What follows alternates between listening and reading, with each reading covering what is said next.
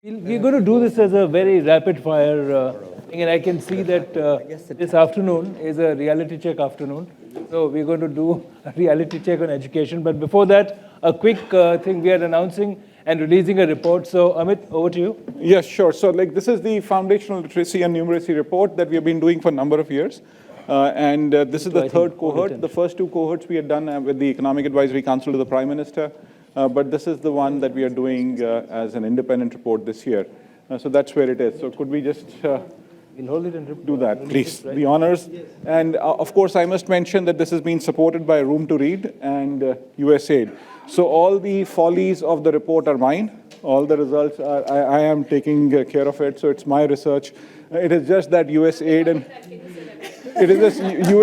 and Room to Read just supported the work. It is our work. So that's please be clear about that. We're in it together. Perfect. So record Karen. So we are in it together. She has endorsed the results, and she is part of it. Perfect. Thank you. Thank you. If we can just quickly do the picture, okay. We're all set. And over to the panel, Thank please. You. So I'm going to quickly begin by asking Michael, give us 2 good points coming out of your report and 2 things which we need to worry about. Thank you. And first of all, thank you, Stanford and IFC, for the invitation. It's a pleasure being here.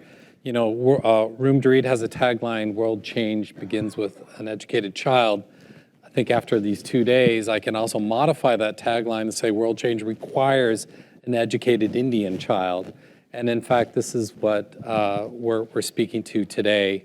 I mean, first of all, the policy set out by the government is entering its 3rd year. So I don't know in policy life if that makes it still a juvenile or still a child, but nevertheless, learnings are being received on how well the policy is doing to reach foundational literacy and numeracy in India. I think the report sets out, in classic sense, progress is being made. It's a progressive policy, and some of the assets of it are, of course, by district, state by state, you can see progress being made on numeracy, on fluency of literacy. Where policy is still being serviced not so well is in inefficiencies and gaps. And those occur typically, I think, around, again, more technical terms, how fluency is being used in addition to comprehension.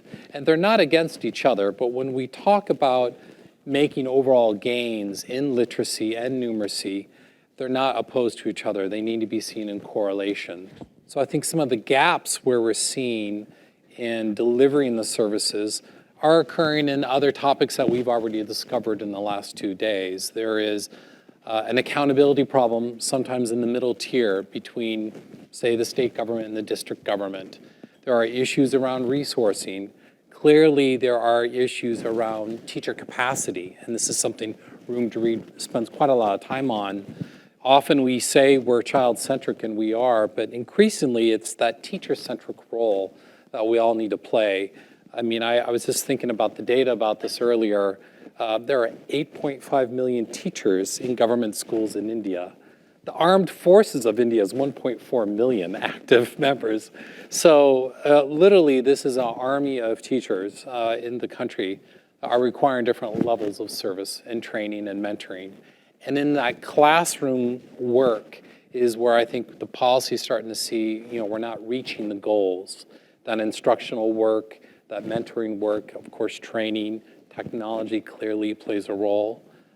So those are some of the less desirable things that we're seeing yet district by district.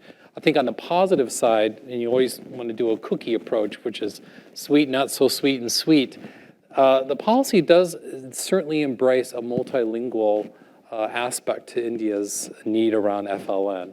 And this is clearly a requirement in such a vast country that has multilingual needs. Children do not walk into these rooms as a blank slate. They come with their culture, their own mother tongue, and increasingly, as we have been hearing as well, with internal migration, you're going to see more and more mixed classrooms where language is not matching to what the language of instruction is. So how we approach in India a multilingual approach is going to be very important. The policy does not get into that layers yet of the how. So clearly in the how, we have a ways to go on this. Thank you. But do you recognize an intent and recognition of these challenges from the authorities? I mean, my colleagues could speak to that much better than I. Yeah, the short answer is I think the aptitude, the receptivity around this is quite high. Now, of course, when you are still dealing with from school level, district level, state level, and then a national policy, you're going to find different levels of acceptance and understanding of how to make that work.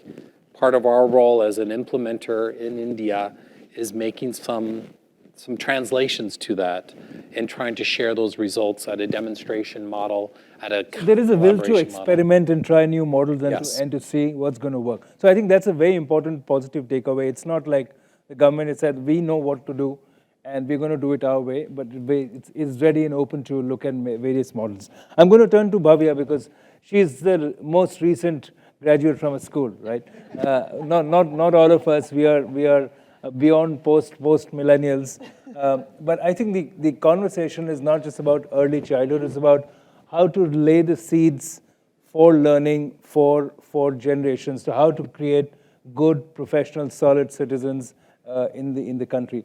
Your thoughts on where you see the focus on learning today? So picking up from what the last speaker said, Mr. Garg said, whether the elephant moves, dances, sings, I think it's dependent on one very key demographic, and that's the adolescents and youth. It's wonderful that the national education policy considers children and is reimagining how we are thinking about education in the country, but we are not considering all of this entire demographic that has potentially been left behind when it comes to foundational literacy and numeracy. So if we look at some numbers, between 14 and 18 years of age, only 42% of young people in rural India are able to do basic math. They do not have arithmetic proficiency and are not able to read basic text. So even though the NEP talks about the concept of catch-up, are they actually being able to catch up? And is that not flatlining their curve of skill and upskilling themselves to actually compete in the real world? Let me ask you, what would you have liked to have learned in school which you think you missed out on? Lots of things. I think today data is so important. We are not taught anything about data analytics. We are not taught computer science in the best way. At least when I was in school, I don't know what's happening right now. Public speaking, that's something that you learn on the go. It's not something that is soft skills, transferable skills. You're not just supposed to have hard skills. Yes, that is important, but there are things that are transferable and that you're supposed to learn throughout life, which we are not taught in school at all, and it's not something that is even focused on. So a lot of hard and soft skills that are not focused on in school, which should potentially be brought in. And I see an entire generation being left out and actually feeling left out, because when I went into masters in a place that was outside of India, it took me 2 months to actually catch up and see what I can tell you, Bhavya, that all of us and many of us who are 40 plus, we are also feeling left out today because the pace of change of technology is so high that nearly everybody has to go back to classroom. So I take what you're saying, but Mr. Das, I'm going to come to you to actually defend the national new education policy, because earlier we had a chat and you were saying that all the silos that the education policy had, that if you did science you could not do arts, if you did arts you could not do anything else. I think there's a fundamental shift in approach today. Can you, for those who don't know, can you give us the broad framework? Yeah, just very quickly, I think we have a very good, and after a very long time, a really good education policy. And inevitably, it will lead to a much better form of learning, because it is not, it's saying burn the rote method, which has governed India for 75 years, rote learning. And they said inquiry, all the things, questioning, encouraging independent thought. Critical thinking. All these are, there's music to our ears that this policy has brought. Where So I mean, I could talk more, but this is the bottom line. What my concerns are really the same concerns I expressed before lunch. The basic issue in K-12 education is governance. And this was brought out by a very, very landmark study done 20 years ago by a Harvard economist, Michael Kramer. I think he went on to win the Nobel Prize too. And he showed that government schools in India, 1 out of 4 teachers was absent illegally on any particular moment. 1 out of 2 who was present was not teaching. But this was in which year? I think it was 2003 or something. Right, so we are in 24. So my point today is that... Yeah, but it hasn't changed.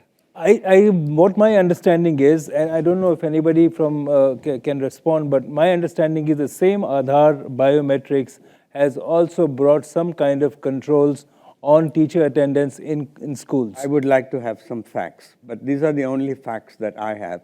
I've been involved in this for 20-odd years because as a writer, I have been writing my Times of India column every year.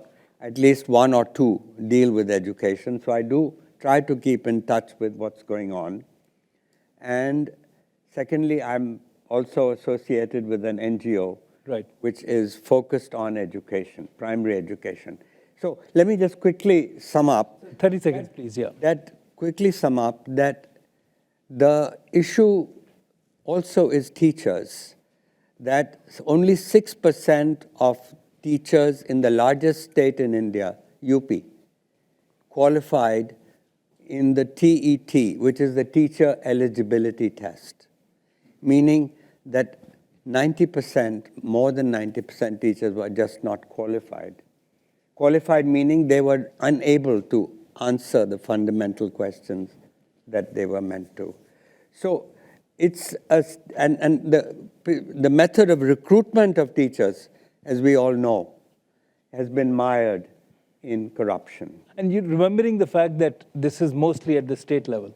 Yeah, this is all... It's not a national government. No, it's all... Education is a state subject. Which means that there is variety and diversity in the way each state government addresses education, which creates some kind of, mismatch as well. Yes, so, as a result. No, but wait a minute. What does a poor person do who has a child in a government school where teachers are not teaching and teachers are not qualified? You then do what my helper at the home does. She takes her daughter and puts her in what we call a budget private school, where she pays 500 rupees a month fees for her daughter, hoping that there she will get a good education.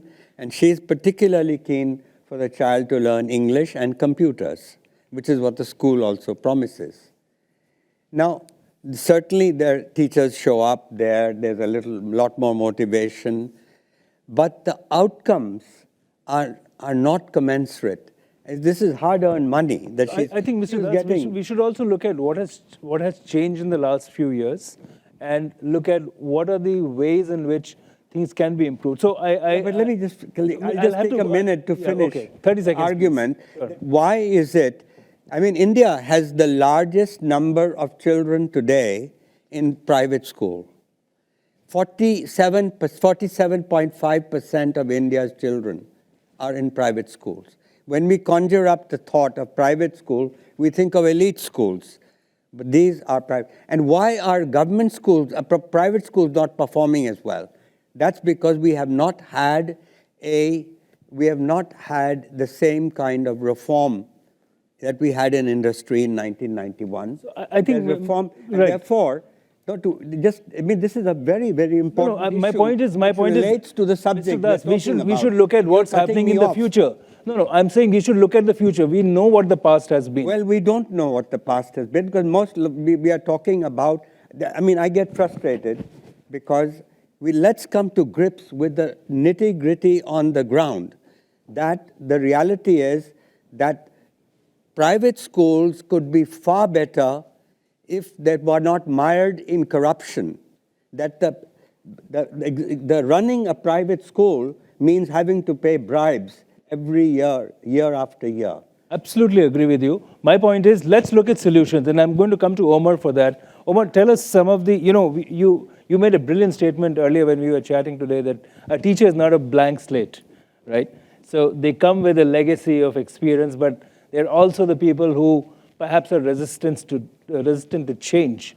And when you talk about the report which Michael talked about, the question is, what are the ways in which these new models can be enabled, accelerated by this community? That's an excellent question and a very difficult question in terms of solutions. Just to step back, I think,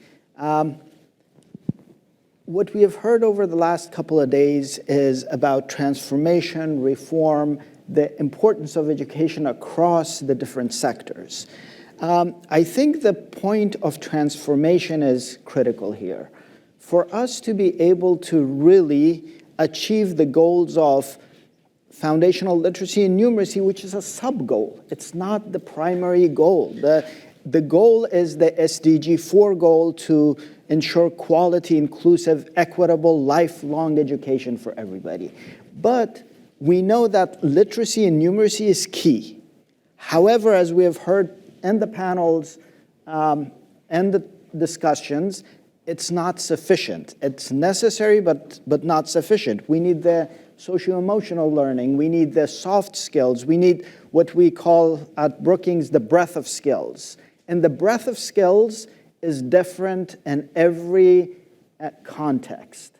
The context of Silicon Valley is not going to work in India, where we have 17 languages at least. Exactly. So I think there's the first part. I'll do 3 parts. The first part, I think, is a national dialogue on what the overall purposes of education are. We want education for economic development, which the panel is based on, but education is way broader than that. It's about national identity, it's about well-being, it's about spiritual and cultural enrichment. These are all different purposes that a country has to deal with. And you see the teachers as the vehicle for infusing all this? Exactly. Are they ready for it? I think there was a comment earlier this morning about, in the roundtable, that each teacher, and I think Richard made that comment, that each teacher is sort of a mini ministry of education. Education really becomes alive in the classroom.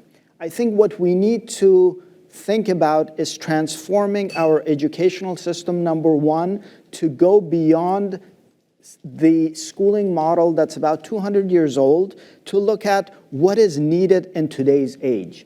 The Transforming Education Summit 2 years ago in the UN focused on that.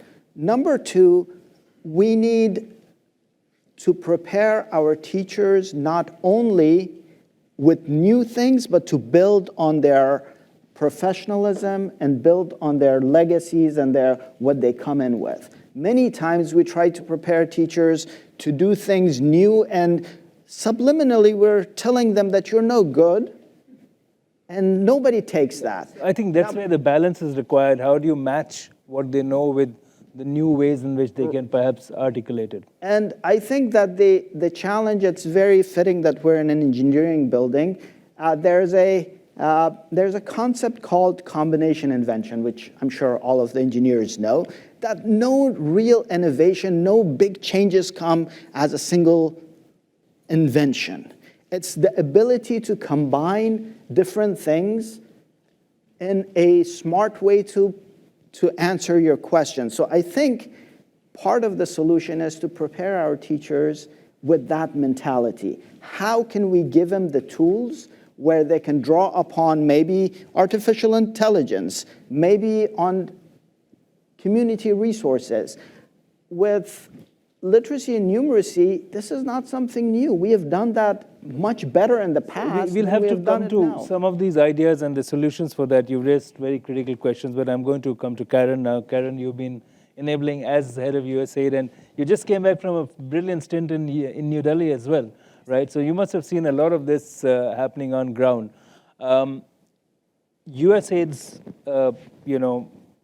policy, strategy, and action. Can you give us a glimpse of what has been your focus? So in India and around the world, USAID is focused on the numeracy and literacy, foundational numeracy and literacy, as the foundation, right? So in India, we're partnering with the government and our partners like Room to Read to provide training of trainers for teachers, to support the teachers to improve the quality of education, which many of the panelists had talked about. Exactly. So what Mr. Das said and Omar said is it's the teachers that have to be the focus. It's the teachers that have to be the focus. We've all had good teachers and bad teachers. I'll use an example of my son right now who's studying chemistry. He hated chemistry and thought he wants to study criminology. Now he has a chemistry teacher who has made it alive for him. He's empowered, he enjoys it, and he's changing his entire course of study, right? So if we can get teachers to engage the students at an early age, then hopefully we'll create the lifelong learners that we're hoping to get. We are also developing reading materials in mother tongue. So we already said 17 languages in India.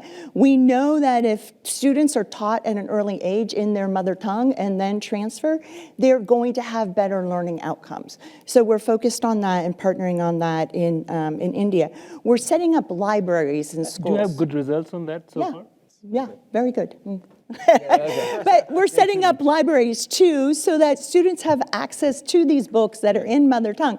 And one of the things we saw during COVID is many of the parents who are illiterate also started accessing books in these libraries. And then they were reading as families and encouraging their children to read, and the parents understood the importance of the kids getting access to these books and continuing their reading. Another important thing that gets to the quality and the reform that you were talking about is advocating at the state level for increased resources and increased support for the teachers. The teachers are critical and spend so much time with the children, is we need to advocate for them and support them. And then finally, I would say we're also focused on expanding access of education for girls, to make sure the girls are getting the equal education, staying in school, and being educated, which I think is very critical into what if India wants to see. And one of the fascinating things in India is actually the midday meal scheme, which brings a lot of kids to the school. Not so much education, but actually the meal, which is actually a huge, completely lateral way of approaching education for many of the families. But I'm going to do an Amit Kapoor on myself and try to stand up and say we have to end quickly. But let's take some thoughts and questions from all of you. Can we have the mics ready, please? Okay, now we have like all these hands. Okay, I have to test my numeric abilities to count all the hands and go to them. But can we go? Okay, can you all raise the hands? Let me see who hasn't asked a question so far. Okay, the lady in the corner over there and the lady in the corner over here. Let's begin with both of you. We'll collect your questions and come back. Kindly introduce yourself. Hi, I'm Mary Alber. I'm launching an education innovation collaborative, Thrivetown, and my question is, everything you've just talked about is almost identical to what's going on in the United States. Thank you for saying that. Right? Really, thank you. Because people will think that India is this crazy basket case. No. It's not. No, totally. And I almost think there might be more going on at the central level in India that's good, that we need to replicate. But one of the things I heard that jumped out at me was, how do we sort of model, I forget the term that was used by one of you about demo it, right? Demo it and do it the new way outside of the existing school, because the existing school structure and sort of policies and practices of the teaching workforce is so different than the inquiry-based and the project-based and the SDG goals, right? We want every kid to be doing that. So do you see a model where we could, I'd love to have like a prototype demo Thrivetown here, one in India. And we could kind of do a parallel study of how we can actually make significant major change. Excellent. Thank you for the offer. I'm sure the panelists will come back to you on this offline as well. But the lady here, thank you. Kindly introduce yourself. Okay, I am Indrani Singh, and I have been associated with education for more than 30 years, and out of which 12 years I was a principal of a K-12 school in India, and that was a private school affiliated to CISC. So I have a number of points which I've written down. Quickly, I'll Begin with one only, please. Yeah. No, just quickly. Okay, first is Mr. Gurcharan Das, aapne kaha that rote learning is something which is still kind of practiced in India. And I think that is something we need to bring about a change grossly, because students learn from the examination point of view, not being a lifelong learner. Ma'am, can you ask the question, because it'll be good to... Okay, as far as the question is concerned, I'm really happy to see Bhavya as a young advocate for mental well-being, and I have been an advocate for mental well-being since 2011. Now, despite counseling services in the university in the US and counselors in each and every school, still there is a lot of problems with emotional well-being of the students. How does India address that? Okay, quickly. So on new model, maybe, Michael, you want to come in on this, and Mr. Das, if you want to quickly intervene on this. New model? No, I think in part our program, which USAID is a gracious donor to, is our theory has changed, is based on demonstration, collaboration, and expansion. And it's been said here before, it's all about scale. We cannot reach 250 million children by going school by school as an NGO. Clearly, that's something we don't want to do.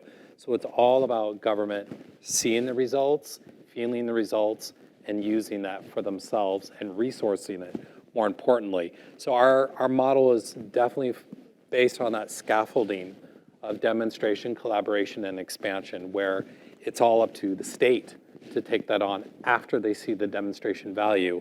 I mean, we work in 12 states. That's not enough in India. Out of 29. Yeah, so there's a lot of work to do. And clearly, some of the social, emotional wellness as well spills into our literacy programming. We have a girls' education component as well in India. But frankly, most of our staff time is focused on counseling and supporting that teacher, that administrator, and engaging with the community and families. And you're ready to work with the new partners as she's offered? Oh, absolutely. We work in the United States as well. Mr. Das, on rote learning, how can we really address that? Well, I think the big step is taken where the policy now is very clear. They want to burn rote learning out. And nobody has said it in such clear, simple way as this policy does. So one has to really congratulate these people who came out with this a couple of years ago. I think it will take time. The teachers are not prepared for it. They have not learned, but it will happen in due course. And this has to happen both in the private sector as well as in the public sector, because government has imposed that rote learning also in the private schools. And the point that I was making is that while all this is very good, the pedagogical thing to go for, what we need is the same kind of 1991 type reforms that we had in industry to bring accountability.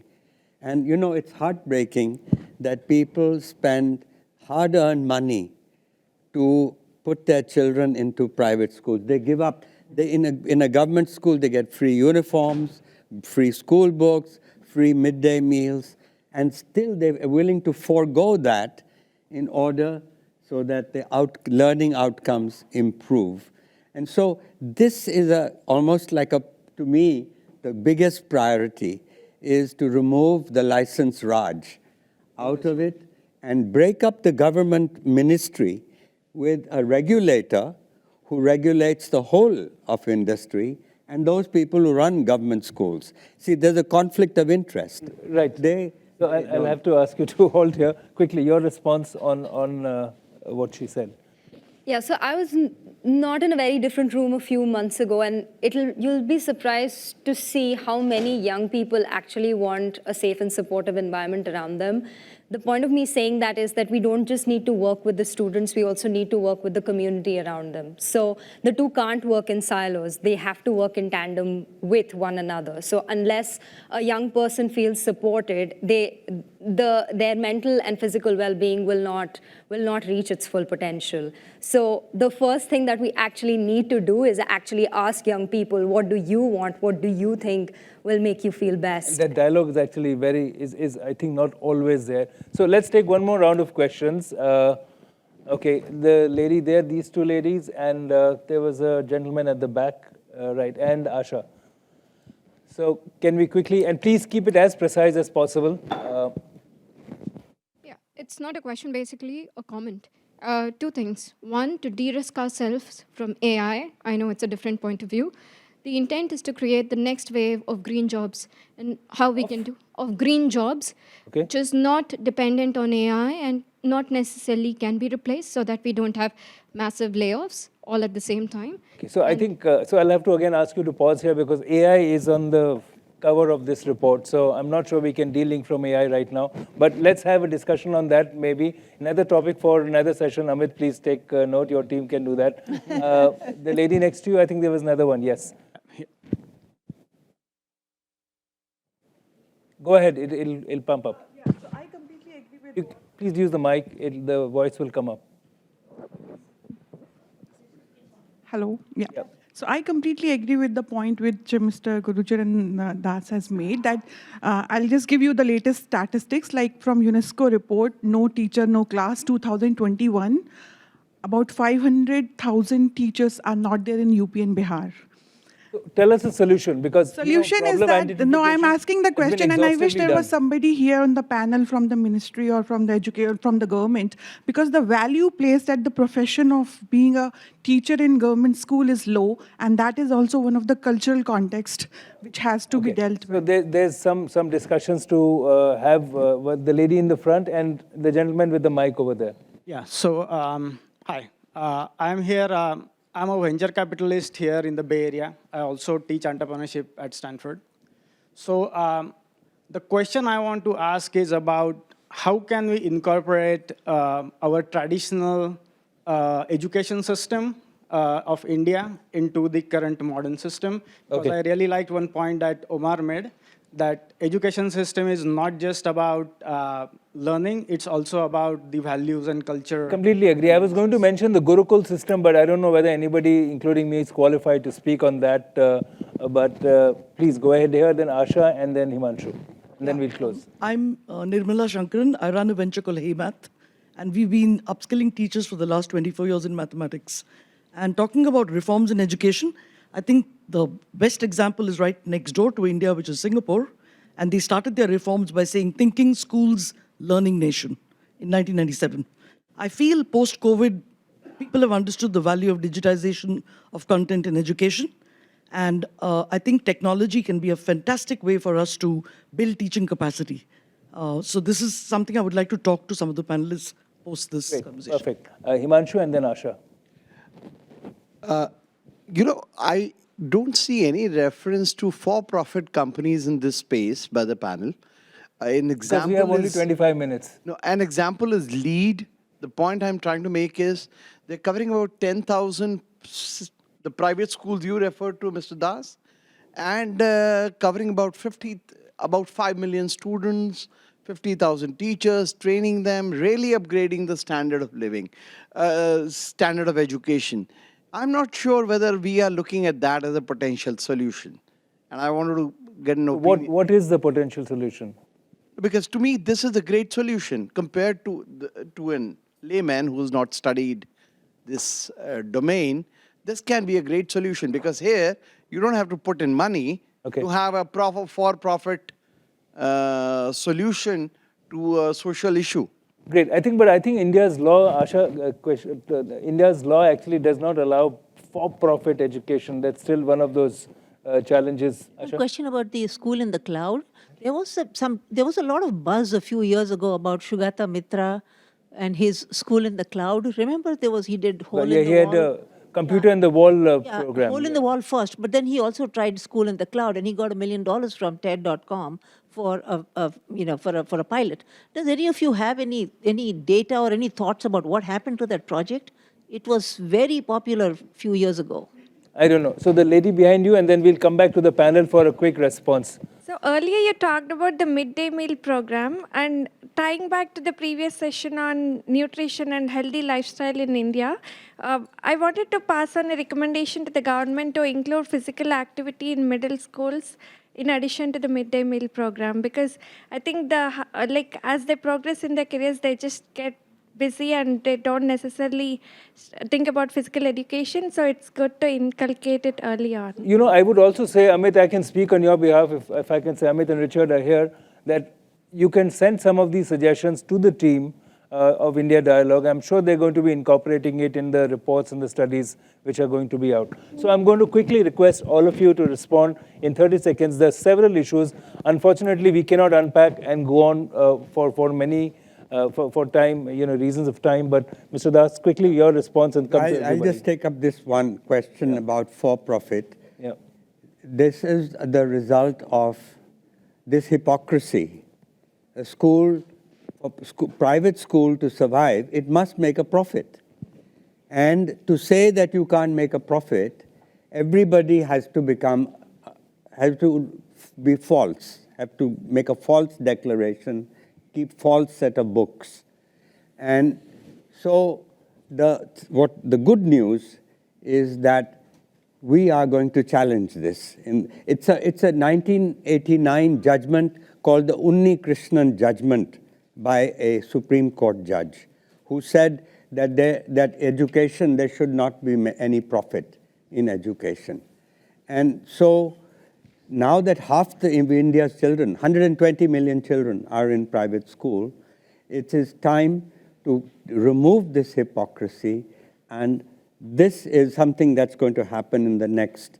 The worry is, of course, the government is withholding permission for NGOs, the FCRA permission. All NGOs are worried that they may lose their FCRA status. If they lose their FCRA, they'll have to close down. And that includes the NGO that I referred to. Right, sir. And so, but we are hoping to get our FCRA in the next 6 months. That's an issue to address urgently. But the reality is that now the whole industry or education, private education industry, is ready to challenge this hypocrisy.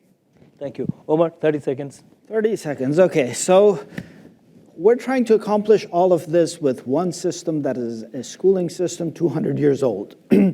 The education system across the world needs to evolve, and this includes connecting traditional educational system, connecting high-end artificial intelligence, connecting private schools, private courses, and rethinking about education in terms of an ecosystem.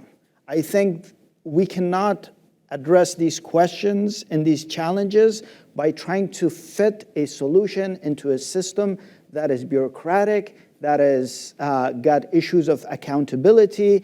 And last point, there's a lot of points, but last 2 points. There's an issue of accessibility. We need to make sure that education is equitable, accessible, and quality for everybody. Otherwise, you're going to have problems down the road that are going to come back at India at a large, in a very big way. The last point being that, going back to teachers, making sure that our ecosystem is supportive of teachers in a way where they can actually feel incentivized. The fact that teachers are not going to classrooms, it's not only an accountability issue. There are many other factors that are there. We need to figure that out. Thanks. I think I'm at my 30 seconds. You can say so much more, Omar, but I'm going to have to ask you to pause. Okay. Yes, Omar yes. addressed some of the stuff that Right, I was going Karen. to say. But I will say reform takes time, just like development. And if you're reforming from a rote system to a system of inquiry and thought from teachers that were taught through the rote system, it's going to take time. So you need to invest in the quality. You need to ensure equal access for everyone. Oops, my mic. You need to ensure equal access of education for everyone so that there's no child left behind, increase the quality, support the teachers, demonstrate successes and models that work, and then use that to advocate at the state level for increased funding to support those teachers and to bring in models that work within the system. Bhavya? Thank you. Yeah, just picking up on the for-profit point, I think if there is a law that doesn't allow it, we should figure out a way that it gets figured out, because if we don't want to invest in strengthening the demographic dividend, then we won't be able to leverage the strengths of those demographic dividends at all, ever. Okay. I'm not going to ask you to respond to anything, but my question to you is about tech. You put AI on the cover, and there was a concern about that. So again, 30 seconds, what role can tech play in this? I think tech continues to show a role on where we make things more efficient for teachers in particular, and for administrators, digitizing things for one. We're already looking at a pilot AI that would work around a teacher training module, right, self-led. Those are early days, and I think AI will continue to come into it. And I just want to make a plug around, again, not just AI. One thing Room to Read does is we are actually a publisher of children's books, obviously not for sale, but in India, we have 225 titles in 7 languages. That's all private-public partnership ecosystem play. They're not brought in. These are Indian authors, Indian illustrators. They are leveled in a way that grabs a child's attention and they want to read that book. So that's the level of innovations in digitization that we're on a pathway to continue to scale in India. Thank you. Apologies from me. My apologies if all the questions were not answered, but the idea was to raise as many thoughts as possible in the hall so that we can connect and work on them and look at collaborative efforts. Please join me in thanking everybody who participated.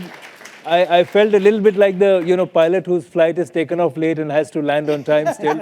So I've tried to land on time. Amit, please do recognize that. Thank you so much.